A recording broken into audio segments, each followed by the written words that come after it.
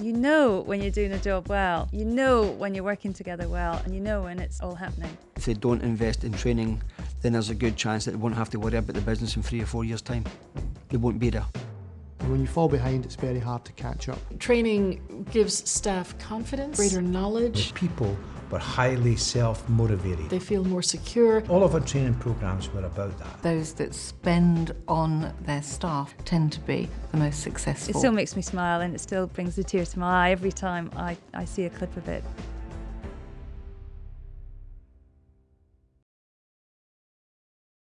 Right, Martin, welcome to the company.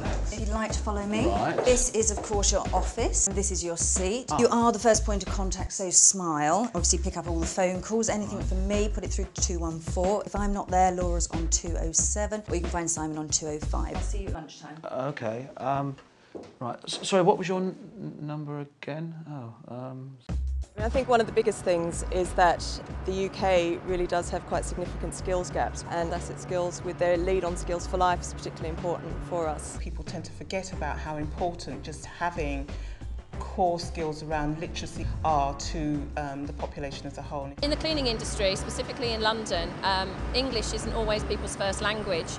So when we're employing people, we've got a huge liability for making sure that their health and safety is looked after. And it's the people without Skills for Life who have literacy and numeracy problems that are least likely to get skilled and to have training opportunities given to them. Come in. Sorry, there's only half a cup. I spilt some on the way down. Martin, that could be really dangerous. Someone might slip on it. Oh, right, yeah, OK, I'll get onto that straight away. Martin! Hello? The biggest training area that we have, that the skills gap will come through, is when we need to promote people to supervisors. There seems to be a genuine need for something which is that transition to give people the skills to transit from being very good at what they do to be a good man manager and a good team leader.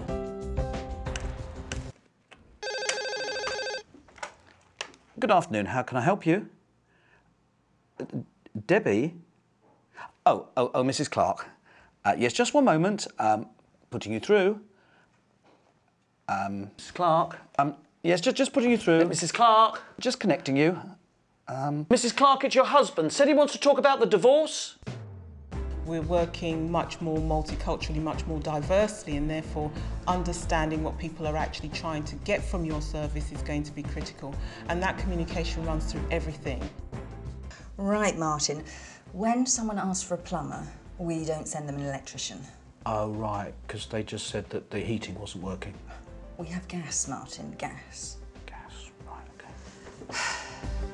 As we get the developments coming along, particularly for the 2012 Olympics and the Thames Gateway, we will be competing with a whole range of other providers for a set of skills in terms of construction, our building surveyors, our maintenance staff, our project managers. The ability of firms to actually undertake the training, the ability for organisations to be able to get the trainees in so they can actually get the training is absolutely vital. It's far too hot for people to work in here. Martin, plug the fan in. Yeah, okay. Closer, Martin. Sure it's going to be all right here? It might be a bit Martin, just plug the fan in. OK. Long term, I think there are some significant challenges if we don't begin to train and develop and show ourselves as a sector where people can come and make a career.